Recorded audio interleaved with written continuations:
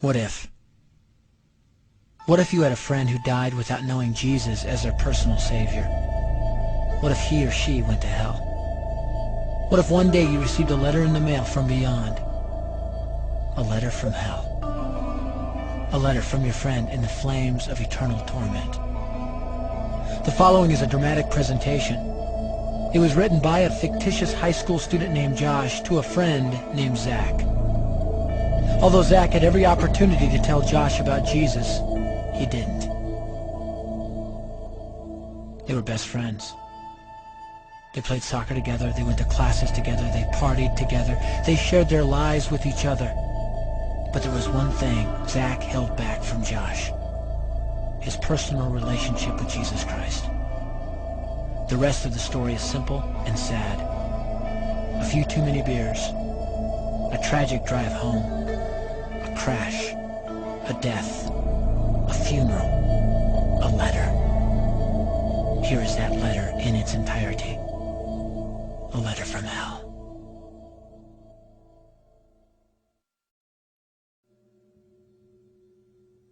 Dear Zach, I died today. It's a lot different than I expected. You see, I always thought dying would bring me into a world that's foggy and hazy. But this place is crystal clear. It's even more real than my life on Earth. I can think. I can talk. I can even feel. Right after the wreck, I could feel my spirit leaving my body. It was the weirdest thing, Zach. I thought I heard you screaming out to me, man. I must have been just imagining things.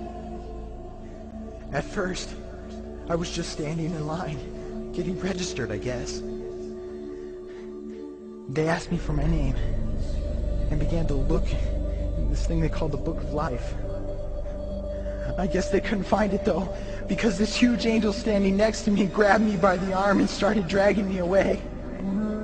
I was terrified. I had no idea what was going on. I asked the angel where he was taking me, but he didn't answer. So I asked him again. Finally, he told me that only those whose names were written in the Book of Life could enter into heaven.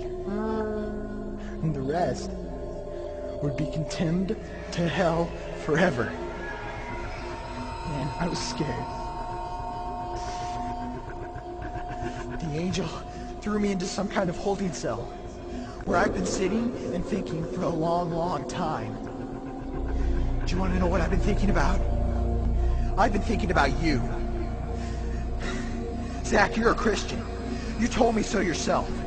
I mean, we talked about it 3 different times today. Kelly brought it up, and you laughed it off. Coach Adams brought it up, and you changed the subject.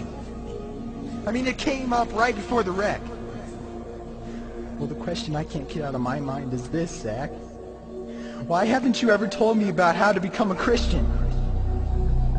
I mean, you say you're my friend, but if you really were, you would have told me about this Jesus and told me how to escape this terrible place that I'm headed for. I can feel my heart pounding in my chest. The angels who have been chosen to cast me into hell are coming down the hallway. I can hear their footsteps. I've heard of this hell, Zach. They call it the lake of fire. I can't stand it, Zach. I'm terrified. No, the angels are at the door. Oh no. No! They're coming in and they're pointing at me. They're grabbing me and carrying me out of the room. I can already smell the burning sulfur and brimstone. I can see the edge of the cliff where hell burns. This is it. I am without hope.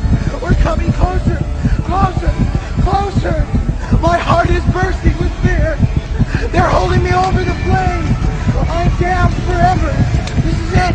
They have thrown me in. Fire, pain, hell. Why, Zach?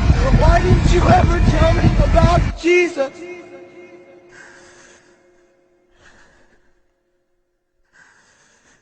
Signed, Your friend, Josh. Your friend, Josh. P.S. Welcome. Wish you were here. Wish you were here. Wish you were here. Wish you were here. Don't bother me. Don't bother me with souls to save. I have my own agenda. There's school to do, sports to play, important stuff to attend to. Don't bother me with my friend at work. He's got his own religion. I don't have time to change his mind. He'll make his own decision. Don't bother me with that little girl, the girl playing in the street. She's much too young to understand that the savior she can meet. Don't bother me with the sounds I hear, the sounds of people shrieking, although I wonder who they are. Who are these victims screaming? Don't bother me with who they are. I really don't want the blame. Because it's my friend at work, and